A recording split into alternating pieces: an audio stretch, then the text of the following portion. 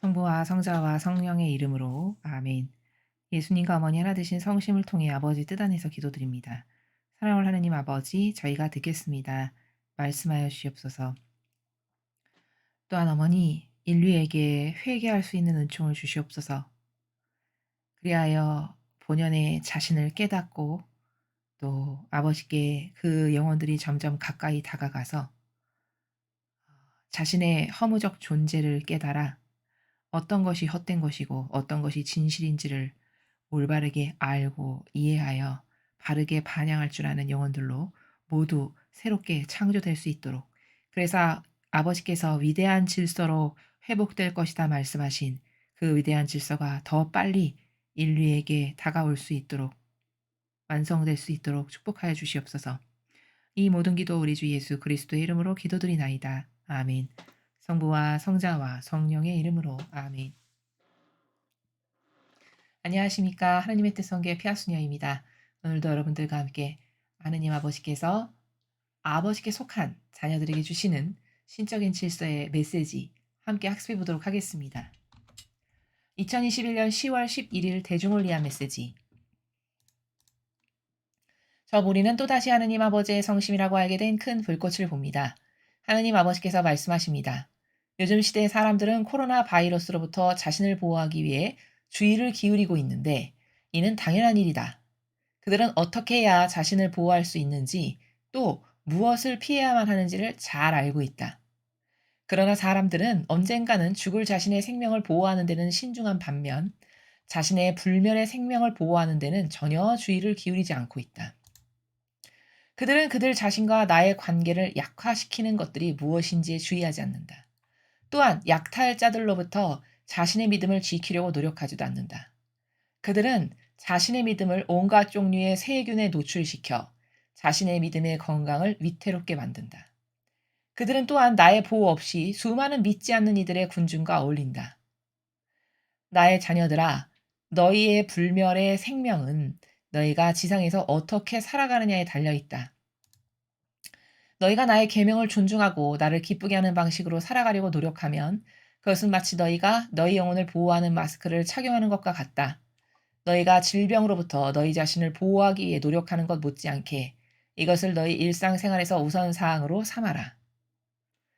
주님의 말씀입니다. 하느님 감사합니다.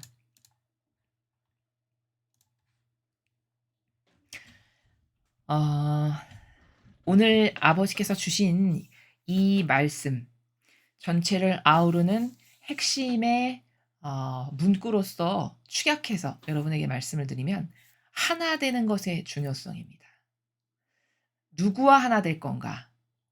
그 누구와 하나 될 건가가 첫 번째로 중요한 거고, 두 번째는 그 올바른 대상을 선별했으면, 분별을 했으면 그 올바른 대상, 즉 선과 완전히 하나 되는 것, 그 하나 되는 것이 얼마나 중요한가에 대해서 말씀하고 계십니다. 자, 사람은요, 다양한 착각 가운데 살아가고 있죠. 우리가 매일같이 진리를 공부하다 보면, 아, 나는 진짜 엄청난 착각과 오해 가운데 지금까지 살았구나. 이런 걸 끊임없이 발견하게 됩니다. 나의 이런 오해, 이런 부작용, 이런 부작용, 이런 오류, 이런 오류. 이것을 매일 깨닫고 발견해서 버리는 것이 진리를 배우는 목적입니다. 그런데도 불구하고 진리를 배우면 배울수록 무엇만을 더 깨닫게 되냐면, 아, 이게 차라리 세상에 병리학적으로 아픈 정신의 병이 있는 환자를 우리는 정신병을 앓는 사람이라고 이야기하죠. 근데 진리를 배우다 보면 어떤 생각이 드냐면요. 아, 나는 마치 정신병자와도 같은 사고방식을 여태까지 하고 살았구나. 이것을 거듭거듭 깨닫게 됩니다. 그러면서 그것을 깨달아서 버리는 것만큼 내가 성장하고 발전하고 임계 질량이 쑥쑥쑥 올라가는, 이런 게 진리를 배우는 맛이고 깨닫는 즐거움이고 이런 것이거든요.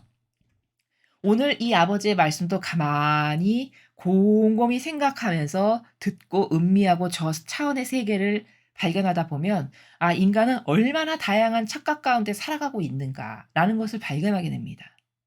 또한 인간은요, 영혼의 존재에 대한 생각이 굉장히 피상적이고 막연하죠. 신앙인조차도요. 그래, 영혼이 나의 주인이지. 그래, 영혼이 중요하지. 천국 가는 게 중요하지. 그렇게 말은 하지만요. 그렇게 말을 하는 것과 내가 일상생활에서 영혼을 중심으로 사냐, 영혼을 중심으로 살진 않는다는 걸 말씀하시는 거예요. 현 시국의 코로나와 빗대서. 그렇죠. 근데 진짜 그렇거든요. 그게 착각이라는 거죠. 그게 망상이고 그게 바로 오해라는 겁니다. 또한 오늘은 이 하나 되는 것의 중요성에 대해서 지금 아버지께서 말씀하시는 건데요. 이 세상에서 내가 왔다 갔는데, 이 세상에 태어나서 살다가 죽었는데, 이 세상에서 하나 된 열매를 내가 단 한 개도 맺지 못했다. 어느 누구하고도 하나 된 게 없다. 그리고 죽었다. 그러면 내 한평생의 삶은 뭐가 되는 걸까요? 허무 자체인 겁니다. 성경의 많은 원리 중에 이런 게 있습니다. 열매 맺어라. 이게 성경에 있는 아버지 다스림의 다양한 원리들 중에 하나입니다. 어디를 보면 알 수 있냐? 그 원리를 3년 된 무화과 나무를 가보셨는데 예수님께서 열매를 안 맺어요. 그러니까 예수님께서 그 비유에 빗대서 말씀을 하셨는데 그 주인이 뭐라고 하죠? 아, 저거 베어버리게. 저 땅만 차지하고 거름만 뽑아먹고 열매는 하나도 안 맺는데 저거 놔둘 필요가 뭐가 있는가? 이렇게 이야기를 하죠. 그러니까 그 포도 지배인이 1년만 더 놔둬보시죠. 제가 올해 마지막으로 거름도 주고 이렇게 잘 가꿔보겠습니다. 근데도 열매 안 맺으면 베어버리시죠. 이렇게 이야기해요. 그러면 그 성경 말씀에 담겨져 있는 원리가 뭐냐? 아버지는 물론 기회를 주시고 기다리시고 인내는 하시지만 그게 무한정 있는 게 아니라는 겁니다. 결국 인생에서 열매를 맺은 게 없다. 그럼 그렇게 베어 잘려나가는 게 된다라는 거죠. 그럼 우리는 열매 맺을 게 도대체 뭘까요? 하나 돼서 열매 맺는 게 우리가 할 수 있는 최선의 선이에요. 그럼 누구랑 하나 될까요? 제가 하나 되는 것보다 더 중요한 건 어떤 세력과 하나 될 것인가가 더 중요하다고 말씀을 드렸습니다. 왜냐하면 마귀랑 하나 되면 지옥 갈 테니까요. 그럼 먼저 우리에겐 뭐가 있어야 될까요? 어떤 게 선이고 악인지를 분별할 수 있는 냉철하고 정확한 경계가 있어야 돼요. 질서. 근데 그 질서는 온통 성경과 이런 메시지 아버지께서 주시는 말씀 안에 다 담겨 있습니다. 분별의 척도는 너무너무 다양하고 명확해서 바보도 초등학생도 보면 알아들을 수 있을 만큼 쉬운 거예요. 그럼 분별이 끝났잖아요. 그럼 여기가 진짜 하나님께 속한 선의 세력이구나. 이 세력이 진짜 하나님의 일꾼이구나. 분별이 됐잖아요. 그럼 죽으림을 다해서 그 선의 세력과 하나 돼야 됩니다. 그게 영원히 사는 길이고 그 하나 돼서 맺은 열매가 천상에 가서 내가 누릴 나의 다양한 상급과 은총과 열매들이라는 거죠. 여러분 생각해 보십시오. 12제자가 왜 좋은 거고 훌륭한 거고 남들이 왜 부러워하는 거죠? 그냥 제자로 선출됐으니까. 그거는 피상적인 거고 12제자를 부러워하고 '아 좋겠다.' 이렇게 사람들이 생각하는 건 왜일까? 그게 예수님과 하나 된 표징의 직분 때문에 그런 거예요. 그렇죠? 세상에 수많은 것이 있고 수많은 법칙이 있고 수많은 제도가 있고 수많은 인간이 있는데 그중에서도 선의 극치, 아름다움의 극치, 사랑의 극치, 고결함의 극치, 단순성의 극치, 겸손의 극치, 이로 밤새도록 말해도 헤아릴 수 없는 이런 수많은 풍요와 온갖 아름다움의 극치이신 예수님과 하나 됐다면 얼마나 축복받은 영혼일까요? 그쵸? 그 12제자는 그렇게 예수님과 하나 됐다라고 하는 상징과 표징의 그 직분을 수행했기 때문에 복받은 거다, 훌륭하다, 좋겠다, 부러워하는 거지. 그냥 남 앞에 군림하고 떵떵거리면서 야 내가 그래도 제자인데 너보다는 낫지 이런 거를 하려고 부러워한다면 그거는 세상적 관점이고 그거는 자아에 속한 죄악의 관점으로서 보는 것이라는 거죠. 바로 그런 관점 때문에 이교도의 교회가 망하는 거 아닐까요? 높은 직함과 권한은 다 좋아해요. 왜? 그걸로 세도 부리고 권세 누리고 모든 영예와 영광, 모든 존경, 사랑, 온갖 거 다 내 거. 근데 그 직분이 예수님을 닮은 모범의 열매를 하나도 맺지 못했잖아요. 그럼 그것보다 더 비참하고 불행한 영혼은 없습니다. 차라리 하느님 모르는데 착하게 사는 세상에 양심 바르고 정직해서 남에게 피해 안 끼치고 그 가운데서도 선을 창출하는 영혼들 있죠. 그분들보다도 못한 거예요. 그래서 예수님은 그런 케이스에 너는 나를 몰랐던 게 낫다. 여기에 해당한다는 거죠. 이 불행한 진실을 모르는 겁니다. 하나 되는 것은 이토록 중요한 겁니다. 자, 오늘 예수님께서 전반부에 이렇게 말씀하셨어요. 요즘 시대의 사람들은 아버지께서 요즘 시대의 사람들은 코로나 바이러스로부터 자신을 보호하기에 주의를 기울이고 있는데 이는 당연한 일이다. 그렇죠? 병 안 걸리려고 온갖 주의와 아주 심혈을 기울여서 자신을 보호하죠. 그들은 어떻게 해야 자신을 보호할 수 있는지 또 무엇을 피해야 하는지를 잘 알고 있다. 자, 여기까지. 맨 첫 절부터 여기까지. 바로 누구를 두고 하시는 말씀입니까? 그렇죠. 세상적인 것에만 주의를 기울이고 세상적인 것과 하나 된 영혼들을 두고 말씀하시는 나라예요.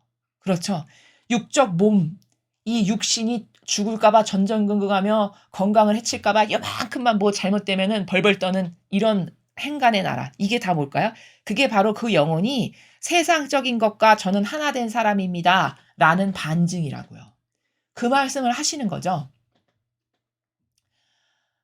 그다음에 그러나 사람들은 언젠가는 죽을 자신의 생명을 보호하는 데는 신중한 반면 자신의 불멸의 생명을 보호하는 데는 전혀 주의를 기울이지 않고 있다. 이렇게 말씀하셨어요. 자, 그러면 이 육이라는 것은 죽어서 소멸되고 없어질 것이잖아요. 근데 죽어서 소멸되고 없어질 것에는 그렇게 전전긍긍하며 온 노력과 정성을 기울여서 보호하는데 불멸의 생명, 즉 불멸의 생명이라는 건 뭘까요? 내가 죽고 난 이후에 세계가 분명히 존재하고 그것은 바꿀 수도 없고 거기 가서 죽은 다음에 뭔가를 노력을 해볼 것도 없는, 그러나 영원성에서 영원히 고통받을 것인지 아니면 아버지를 배없는 나라에서 살 것인지 그런 영혼의 생명, 그 불멸의 생명을 보호하는 데는 전혀 관심이 없다는 거죠.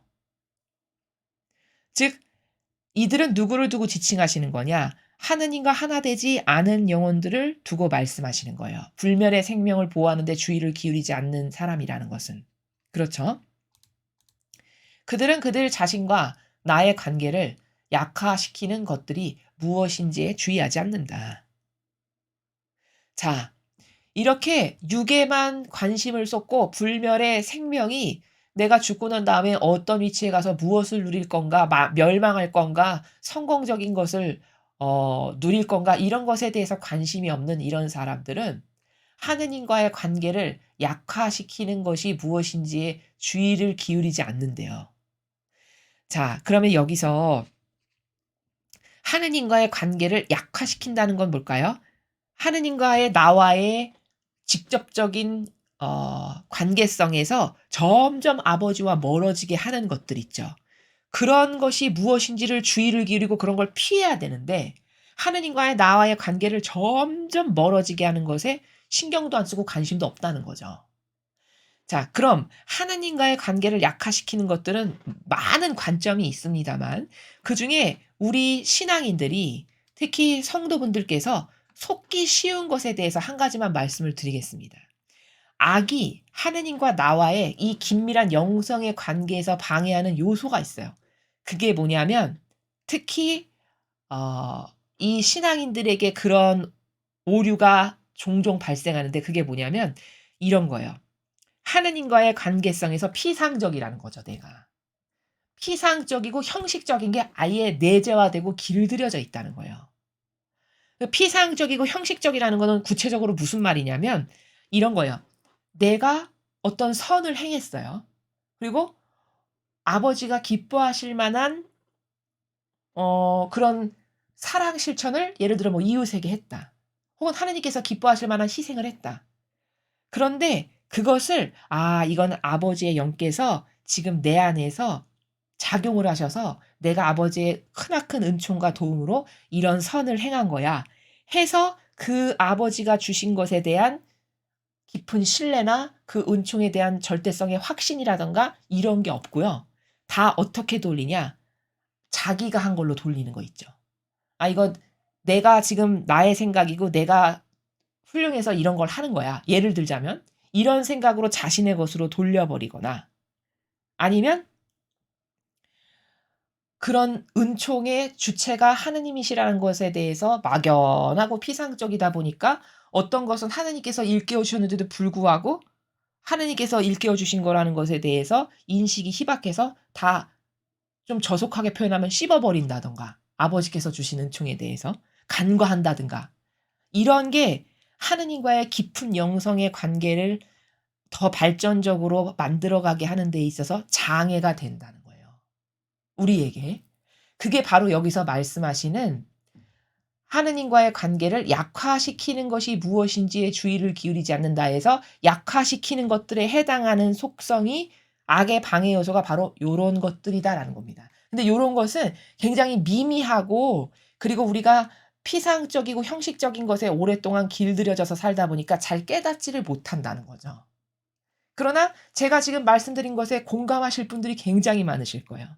우리는 하도 그 피상적이고 이 교회가 맨날 행사 위주, 피상적이고 형식적인 하느님을 가르치다 보니까 살아계신 하느님이라고 보통 우리가 얘기하는 그 긴밀한 교감을 나누고 작은 것 안에서도 아버지께 감사드리고 속삭이고 이런 것에 대한 것이 굉장히 떨어지죠. 일상생활에서. 그러다 보니 많은 것들을 간과하고 놓치고 하느님과 연관해서 생각할 줄 모르는 이런 기타 등등의 다양한 부작용. 이게 다 악이 나와 하느님과의 긴밀한 관계를 방해하는 내 안에 있는 오류고 부작용이라는 겁니다. 그래서 정리하면 하느님과의 관계성에서 항상 피상적으로 생각하는 바람에 이건 내 생각일 거야. 이렇게 생각하고 치부해버리는 것이라든가 인간적인 내 의지가 하느님께서 다 하신 건데 마치 내가 한 걸로 생각한다거나 아버지하고는 상관도 없는 걸로 돌려버린다거나 혹은 간과한다던가 이런 기타 등등. 이런 게 다 하느님과의 나와의 관계를 약화시키는 악이라는 거예요. 요것을 영성의 더 깊은 관계의 차원으로 나가려면 반드시 발견해야 되고 깨닫고 개선하지 않으면 안 된다는 거죠. 자, 그다음에 또한 약탈자들로부터 자신의 믿음을 지키려고 노력하지도 않는다. 자, 약탈자들로부터 우리의 믿음을 지키려고 노력하지도 않는데요. 그러면 이 약탈자는 누굽니까? 믿음을 훼손하고 방해하고 믿음의 질적 수준을 낮추는 세력이죠. 그렇죠? 그러면 그런 사람들이 누굴까요? 그렇죠. 바로 이교도 교회의 세력이죠. 왜냐? 근거 없는 것을 따르라고 강요하죠, 우리에게. 자신들이 만든 제도와 전통을 따르라고 강요합니다. 그럼 이건 하느님과의 믿음을 상승시키는 건가요? 피상적이고 막연한 것을 따르게 함으로써 하느님과 점점 거리가 멀어지게 하는 건가요? 후자죠, 후자. 이게 바로 약탈자들이라는 거예요. 또한 이들은 영혼의 우상으로 살죠. 그렇게 함으로써 하느님이 마땅히 받으셔야 될 권리, 권한 이런 거 다 자기들이 갈취하고 쟁취한 지 오래죠. 예수님은 이런 세력을 도둑과 강도, 회칠한 무덤아 이렇게 말씀하셨어요. 그게 바로 또한 약탈자죠. 하느님의 모든 권한을 다 탈취했으니까요. 그리고 자신들의 이득과 사욕과 욕망을 위해 수많은 마귀 세력과 타협하고 하나 되죠. 심지어 그게 공산주의여도. 그렇죠? 빨갱이 세력이어도 다 하나 되고 동조하고 타협합니다. 이러니까 약탈자들인 거예요. 그러한 약탈자들로부터 너희들의 믿음을 지키려고 너희는 노력하지도 않는다. 즉 어떤 세력이 약탈자인지를 올바르게 깨닫고 발견해서 그 약탈자로부터 내 믿음을 보호하고 지켜내고 그 약탈자들하고 섞지 않아야 되는데 그게 뭔지도 모르고 열쇠가 되돌려진 지가 벌써 몇 년 됐는데 아직도 그 교회에 발을 담그고 있고 뿌리를 두고 있고 맹신한다. 이러면 약탈자들하고 하나 된 거네요, 아예. 그럼 그 약탈자, 하느님의 모든 권한을 약탈하고 나의 믿음도 약탈해가는 그들과 하나 됐다면 거기서 무슨 믿음이 올바른 믿음이 자랄 것이며 어떻게 하느님과의 올바른 영성관계를 거기서 구현할 수가 있겠습니까? 그건 불가능한 거죠. 그렇죠? 그러한 우리들의 잘못된 인지작용으로부터의 간과 이런 걸 지금 말씀하시는 거고요. 그들은 자신의 믿음을 온갖 종류의 세균에 노출시켜 자신의 믿음의 건강을 위태롭게 만든다. 이런 약탈자에 노출되는 거. 그리고 하느님과의 관계를 피상적인 것에 자꾸 종속시켜 가지고 실제적이고 사실적인 아버지와의 진실한 사랑 관계를 못하게 하는 이런 모든 것이 다 세균에 노출된 상태라는 거죠. 그들은 또한 나의 보호 없이 수많은 믿지 않는 이들의 군중과 어울린다. 자, 수많은 믿지 않는 이들의 군중과 어울린다. 이 군중이라는 단어는 여기서 다중적인 의미인데 믿음이 없어 가지고 그들로부터 악영향을 받는 그런 사람을 지칭하시기도 하지만 여기서의 군중의 의미는 이런 거예요. 온갖 세상적인 것들 있죠. 온갖 세상적인 다양한 속성들. 그게 바로 군중이에요. 그러면 그 온갖 세상적인 속성들에 내가 휘말리게 되면은 걱정하게 되고 근심 걱정하게 되고 혹은 그런 인간적인 것으로부터 기쁨과 희열을 느끼고 이런 게 다 뭘까요? 나의 믿음을 약화시키고 하느님과의 관계를 질적으로 떨어지게 만드는 다양한 종류의 세균들 그런 것 중에 하나의 속성이라는 것을 아버지께서 여기서 말씀을 하시는 것이죠. 자, 여기까지. 지금 여기까지 이 전반부의 내용은요. 요약 정리하면 뭐냐면 어 하느님 아버지께서 지금 우리들에게 무엇을 말씀하시는 거냐면 "얘들아 나는 질투하는 하느님이다." 그 관점의 나라에서 말씀하시는 거예요. 자, 그러면 여기서 도대체 질투하는 하느님이다가 무슨 의미인지 그 본질의 의미가 이걸 또 깨달아야지 올바르게 인식을 할 수 있습니다. 자, 우리는 보통 성경에 "나는 질투하는 하느님이다." 이 말씀은 다 들어보셨을 거예요. 근데 그 질투하는 하느님이다 안에 내포되어 있는 본질적 의미가 뭔지는 잘 모릅니다, 상세하게. 심지어 오해도 있어요. 어떤 오해가 있냐? "어머 하느님은 질투하시는 하느님이래. 하느님만 사랑해야 되나 봐." 그럼 남편도 자식도 다 2 차고 하느님만 사랑해야 되는 건가 봐. 나머지는 다 멀리해야 되는 건가 봐. 이런 오해가 은연중에 있다는 거죠. 그러면 그 말은 그럼 하느님을 사랑하지 말라는 말이냐? 그 말도 아닙니다. 예를 들면 그 올바르지 못한 인식 체계 안에는 어떤 오해가 있는 거냐면 예를 들면 이런 거예요. 내가 결혼을 해서 사랑하는 사람을 만나서 남편을 만나서 결혼을 했고 아이가 생겼습니다. 그러면 내가 이제 나의 가족이 생겨서 그 사랑하는 나의 가족에 충실해서 내가 남편을 아버지 뜻 안에서 전심으로 사랑하고 내 자녀들을 아버지 뜻 안에서 올바르게 훈육하고 교육하고 사랑하고 이렇게 해서 잘 살아가면 나의 부모님께서 그걸 질투하시나요? "어머 쟤 시집 가더니 지 남편하고 자식밖에 모르네. 나를 첫 번째로 사랑해야지." 이렇게 질투하나요? 그렇지 않죠? 오히려 남편과 자식을 훌륭하게 잘 이렇게 보필하고 성장시키게 하고 양육하고 그러면 그리고 아주 보기 좋게 진실한 사랑의 나라에서 사랑을 하는 것을 보면 오히려 부모님이 "아유 뿌듯하고 잘 사니까 보기 좋다. 행복하다. 네가 너의 행복이고 나의 행복이다." 이렇게 말씀 안 하실까요? 그렇게 말씀하시죠. 자, 그러면 이거는 뭘까? "나는 질투하는 하느님이다."라는 말씀의 그 의미는 그렇게 "네가 나만 사랑해야 되고 이 다른 애들은 사랑하면 안 돼. 나는 그럼 질투해." 이 말이 아니라 여기 지금 전반부에 말씀하시는 하느님께 속하지 않은 이외의 마귀 세력 있죠. 악의 세력, 하느님과의 관계를 훼손시키고 그리고 그 믿음의 순도를 더 고양시키는 게 아니라 더 질적으로 추락하게끔 하는 이런 마귀 세력. 그 마귀 세력에 네가 마음을 활짝 열어서 그 마귀 세력과 하나 되고 오픈된 관계로 친밀하게 관계를 갖고 거기에 맹종하고 맹신한다면 그럼 나는 그걸 질투한다. 이 말씀이세요. 그게 "나는 질투하는 하느님이다."라고 말씀하시는 그 행간의 나라 안에 포함되어 있는 본질적 의미입니다.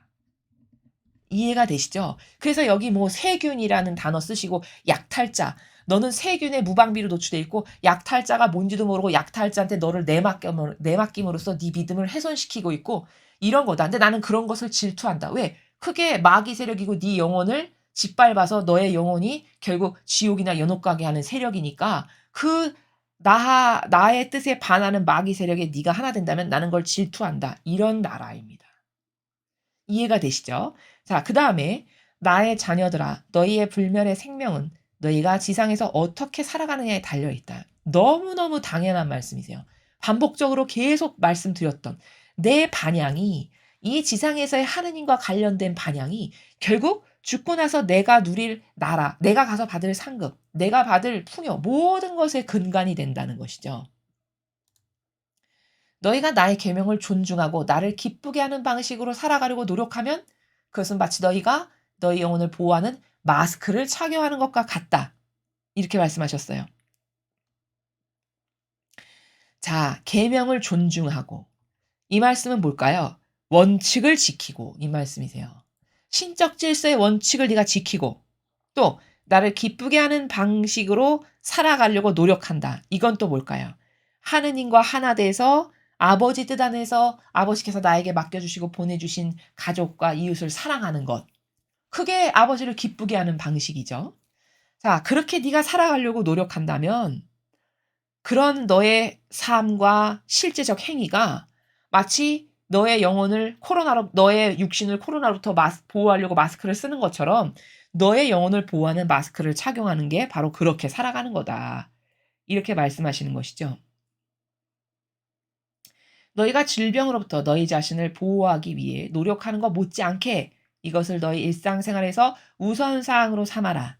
자, 육신을 질병으로부터 보호하는 것에만 골몰해서 그것을 위해서 온갖 노력을 투자하지 말고 사실은 너의 영혼을 지키는 게 악의 세력으로부터 침범당하지 않아서 나와의 관계를 더 친밀하고 깊이 있게 쌓음으로써 네가 죽고 나서 갈 나라가 천상의 나라가 될 수 있도록 그렇게 하려면 너의 영혼을 보호해야 되는데 그렇게 너의 영혼을 보호하는 것을 우선사항으로 네가 삼아야 된다. 그러면 우리의 영혼을 보호하는 첫 번째 우선사항의 1순위는 뭘까요?